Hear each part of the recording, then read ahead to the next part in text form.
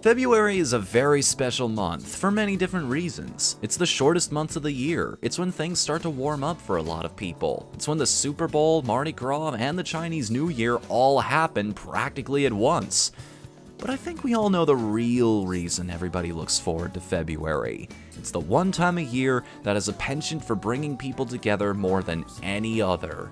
Yes, my friends, I'm referring to exactly what you think I am. February is bird feeding month. Ha ha ha!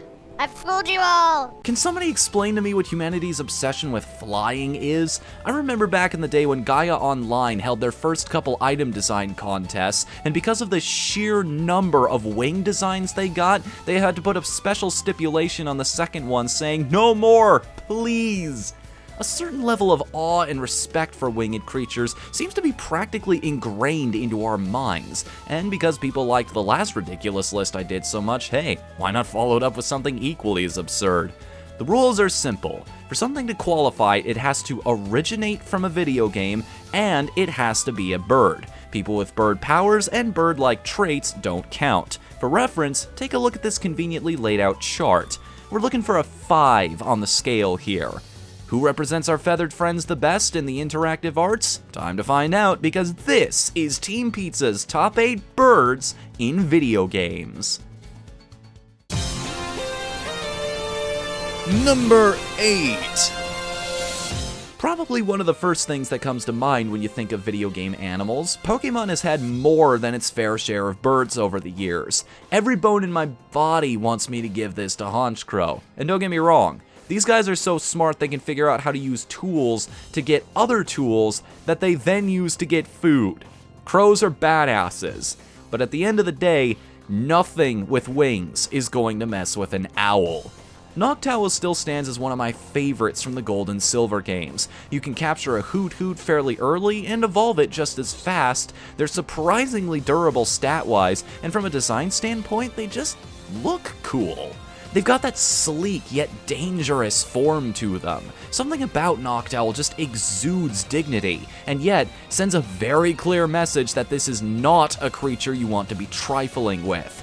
Not to mention, this is the Pokemon responsible for popularizing use of the Foresight ability, which not only gives you a 0% chance to miss with any attack, but also allows you to target those pesky ghost types that your abilities would normally just phase through. Fittingly enough for a nocturnal predator, it also has many abilities based around sleep, offering you a brand new playstyle. Hypnosis, Dream Eater, Rest, Snore, Nightmare, hell, this thing can even develop psychic powers if you train it long enough. He may not command the skies like some of the more legendary birds out there, but this sharp-eyed hunter definitely rules the roost. Number 7!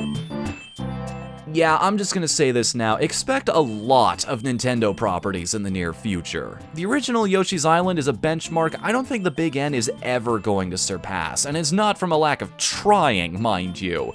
There have been plenty of attempts to recapture that magic over the years, some of which could even be enjoyed unironically, but nothing's ever topped that first outing on the SNES. To go into the many reasons why would make this video a lot longer than it needs to be, not to mention there's plenty of reference material on that subject out there already, but one of the reasons I've always gravitated to is how utterly foreign this world felt. It really was like visiting an island, this isolated ecosystem with strange sights and fantastical creatures that you had no frame of reference for where you came from. One of which was this guy. This is a Huffin' Puffin, or as I affectionately called it when I was a kid, Fatbird. Despite Yoshi growling at her like an enemy, Fatbird isn't actually dangerous. Fatbird's children, on the other hand, are a different story. These little boomerang babies are like super eggs, arcing through the air and enemies until they come back to you for another go. This essentially means you have infinite ammo, making this overweight ostrich a welcome sight, and the few stages she shows up in that much more memorable. Just make sure you're not too rough with your new toys. They aren't kids after all, so if you cancel a throw or toss them straight into a wall, you might find yourself losing your newfound parenting privileges pretty quickly. Considering just how many creatures on this island want you dead, the fact that at least one tips the scales in the opposite direction shows just how creative the guys behind this adventure really were. And as you know, in game design, little creativity can go a long way. Number 6! Aw, you didn't think I forgot the best visual novel ever made, did you? It's not hard to see why Whatthefnu Boyfriend took off like it did. It's both a celebration and a mockery of everything people love about visual novels. It also pulls a neat psychological trick by making everyone a bird. Because the characters are represented by something we're not used to expressing human empathy, it ironically makes it much easier to connect with them and fill in the blanks, as it were, with whatever we like. Or you can just call it silly for the sake of it, whatever floats your boat.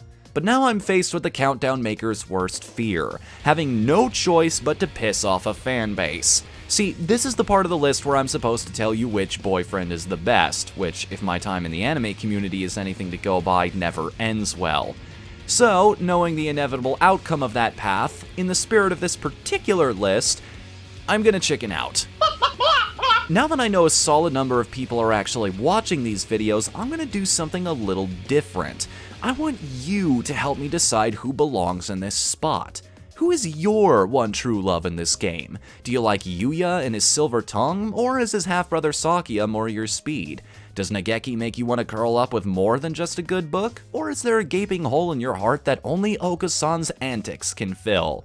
I'm not even gonna skew the results by revealing my favorite. I'm just honestly curious what you guys think constitutes a good character in a game like this. Whatever you choose, I will stand by you, and knowing my audience, I'm definitely looking forward to some of the results I get.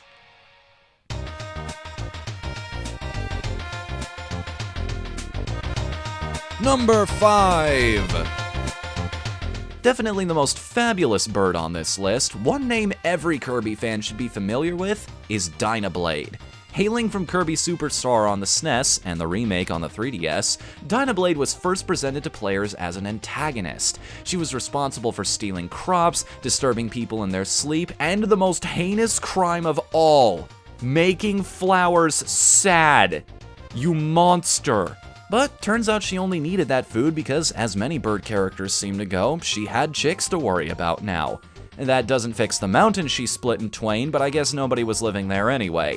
Look at this damn thing! Her wings are made out of swords! Skarmory is biting its handkerchief wishing it was this cool. Not to mention she has those same angular eyes of Noctowls that really sell her as boss material. Surely something this awesome would become a staple of the franchise, right? Surely Nintendo wouldn't just throw a design this good out the window, right? Of course they would, because as we've established with Amiibo and the Creators Program, this company fricking hates me. She made an appearance in Air Ride and had an episode devoted to her in the anime, but that's it. Makes me think all that fan stipulation about her dying during the Meta Knight's Revenge campaign might actually be true. But shot down or not, something's only truly dead when you forget about it. And I will never forget a design this incredibly striking.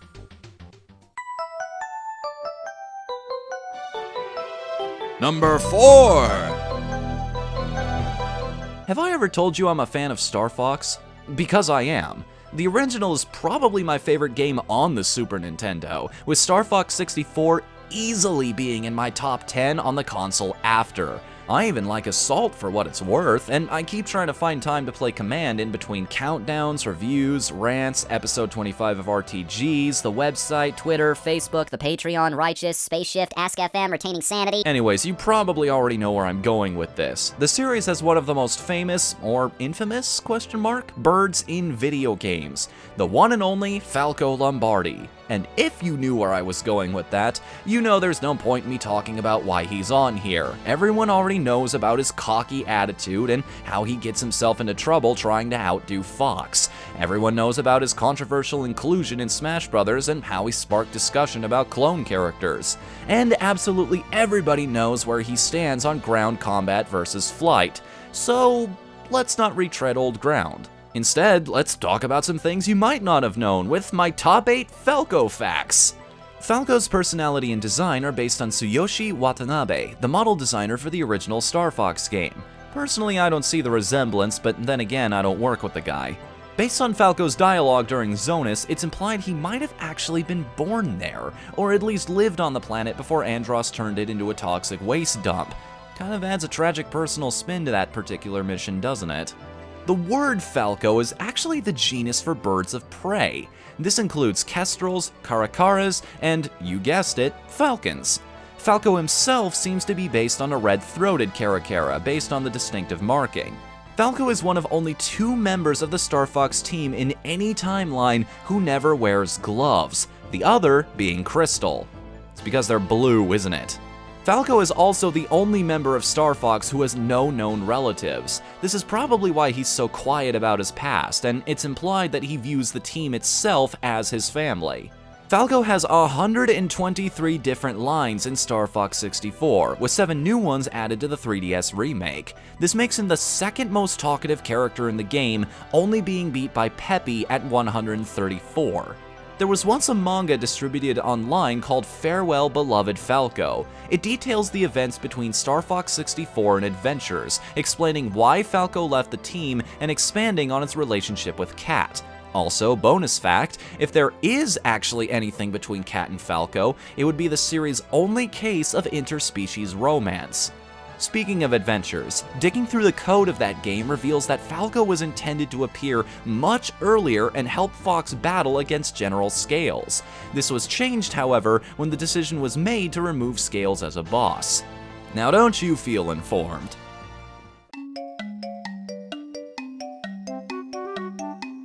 Number 3. Banjo Kazooie exemplifies a very important aspect of game design. Every single decision you make should serve the gameplay before anything else. And yes, that includes making logical sense. Let's see here, we want our main character to be a bear so the player has more options in combat, but this is a 3D platformer. How do we make it believable for him to have abilities that give him extra control in the air like a double jump or a flutter? Oh, I know! Let's give him a backpack with a bird in it that does all the work for him. Sounds legit. Make no mistake, Banjo's name may come first in the title, but Kazooie is the real star of the show here. In fact, if you're playing the game right, this bear's paws will rarely ever touch ground, literally carried through this adventure by his Breagle buddy.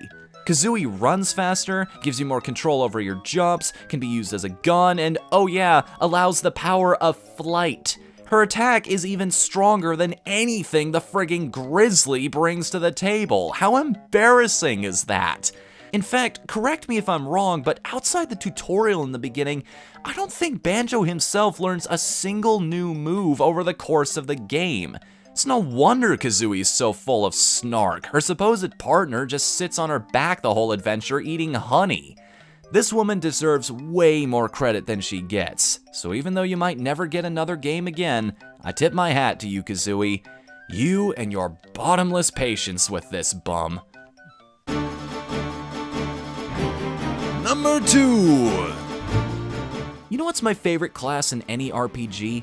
The Summoner. I mean, if you break it down functionally, Summoners were just really good black mages, especially in the old days. The only difference being that their spells looked really freaking cool. The fact that these guys have a magical phone book of ancient powerful beings to do their dirty work for them makes Summoners a blast to play for me. And one of the best recurring summons that Final Fantasy gives you is Phoenix.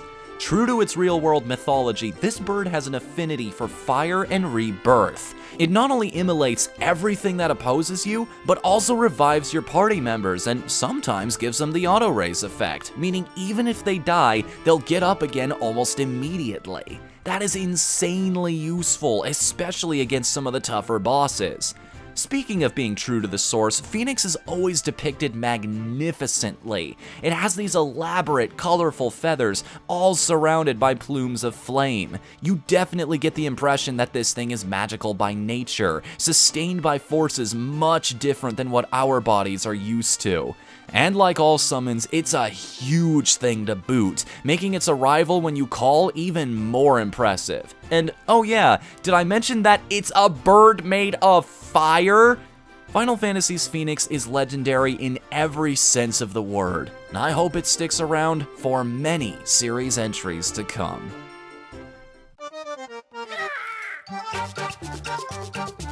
It's number 1! I am the audience's complete lack of surprise. Where do I even begin with these colorful little quadriplegics? They've been in 2 RPGs, a racing game, starred in their own cartoon, have made 10 games based on the original physics-based formula, and even made the incredibly difficult and harrowing jump from mobile to consoles. For crying out loud, they have a movie coming out this year. A real freaking movie in actual legitimate theaters. Love them or hate them, there is no arguing that the Angry Birds haven't left an impact on this industry. They've shaped trends, they've set tastes, they've introduced a whole new crop of people to the medium, and at this point, their iconography is inseparable from our culture. But as Christopher Lambert once put it, there can be only one. So which Angry Bird is best bird? Well, let's consider our options here. We've got the one that explodes, the one that explodes, or the one that explodes. I think I'm gonna go with the one that explodes. Bombird endeared himself to players very early on. His impressively heavy weight and overwhelmingly destructive ability nearly broke some levels, or at least made them significantly easier no matter what you were pitted up against. And yeah, you can argue semantics of what his hitbox really is and how it's perfectly balanced and all that, but here's the thing. Perception is reality, and when people initially see how much bigger he is than the rest of the cast, he simply feels strong. And let's not forget that smug grin. Look at him. He knows he's awesome. No other in this series leaves a bigger impact than Bombird, and no matter where this franchise may go in the future, we will always look forward to seeing him on screen. I hope. Wow, you just flew through that video, didn't you? Well, if you want more stupid bird puns, I made a couple in my last list, the top 8 games I would eat. Yes, seriously. If you want to halt the madness and return to reality, however, I also do a rant series about some of the more thought-provoking aspects in our medium. And this week's topic was fan bases, and what you can do to make them suck less. We also have a gameplay channel called Team Pizza Plays, where we do extended looks at games like Renowned Explorers, Darkest Dungeon, and coming up soon, Asagao Academy. You know, that visual novel where you can date the members of Normal Boots? Yeah, that's gonna have some interesting meta humor. Stalk me on Facebook and Twitter by clicking the links in the description, or don't and leave me to wallow alone in my misery. And as always, please be sure to subscribe so you can catch new countdowns like this one. I'm gonna shoot for every other week from now on, but if life has taught me anything, it's to not make plans. Until then, I'm Whatthefnu. Later, everybody!